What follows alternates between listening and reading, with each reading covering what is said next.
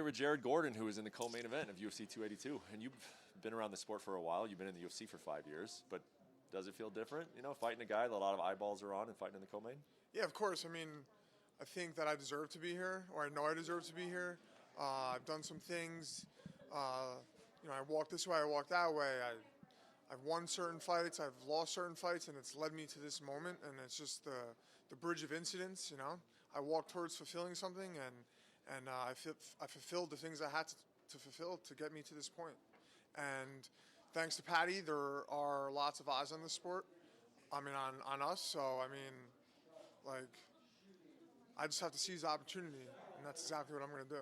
Are you really enjoying it? I mean, you've been in big fights before. You fought Charles Oliveira. You fought, some great names in the sport.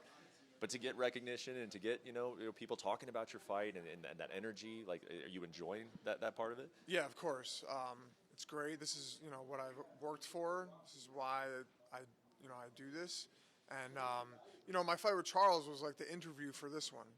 I fought Charles. It was on the same slot of the card until we got bumped up. It was the third to last fight. I fought Charles in his hometown in Sao Paulo. I walked out to that crowd. The whole place is telling me I'm going to die in Portuguese.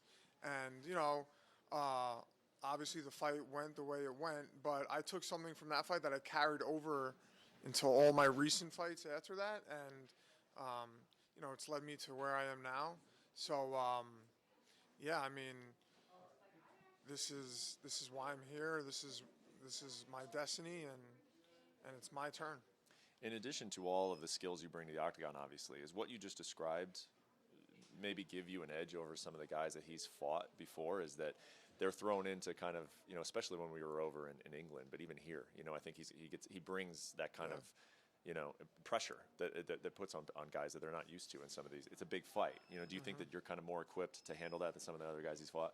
100%. And I think it's more. I think the mental is more than the physical at this point. As far as the fight goes, when I was standing in that cage in Sao Paulo, it took like 10 minutes for Charles to walk out. And I'm sitting there, I'm pacing back and forth. They're all screaming, I'm going to die. When I walked out, people were pointing in my face. All I had was one of my best friends and my wife sitting in the crowd and my cornermen. And, I'm sure I'm going to be the first guy to walk out Saturday night because they're going to make the whole, the show for Paddy. And I'm going to be smiling in that cage saying, I've been here before and I've done this. I already did the interview. And now it's time to fix, what I missed. So when do you find that out, if you walk first or second? I don't know. Yeah, usually I'm not sure when I usually find that out. I don't know.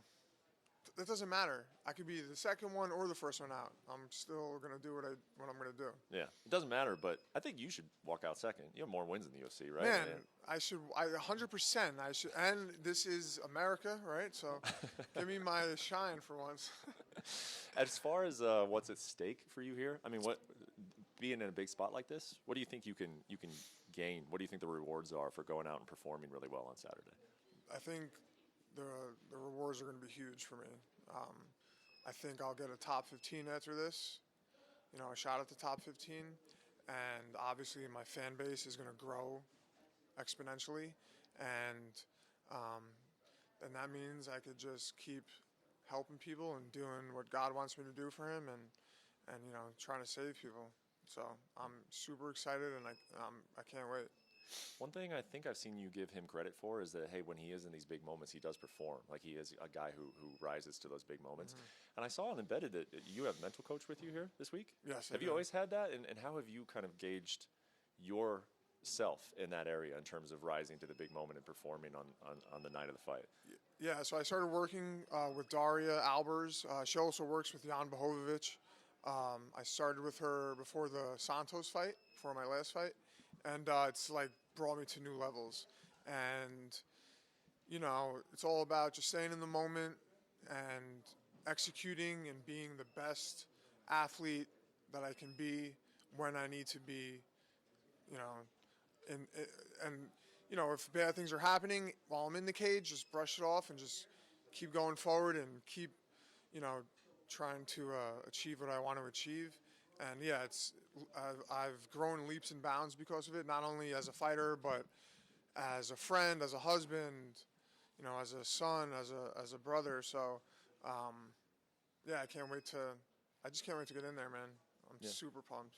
Some of the fun stuff for us over the week, like a press conference and then seeing you guys stare down at the weigh-ins, that's fun for us, and it builds a fight and everything else. Like, how are you treating those, and what are you thinking as those creep up? Man, I saw Paddy yesterday, and I was like, I want to see the guy, and like I walked in the room, and I was like, Paddy, what's up? And like, he was eating grapes, sitting down at the table, and like, I did kind of like catch him off guard, like he wasn't expecting me to just, come flying into the room like that. But man, I'm excited, man. I used to dream of, I want to be that guy in the spotlight. I want to be the guy doing that. And like, and then when it's your turn, you're like, oh, you get like a little gun shy. But man, I can't wait to see what he does, how he acts, and I'm ready to deal with it all. Thank you for watching ESPN on YouTube. For live streaming sports and premium content, subscribe to ESPN+.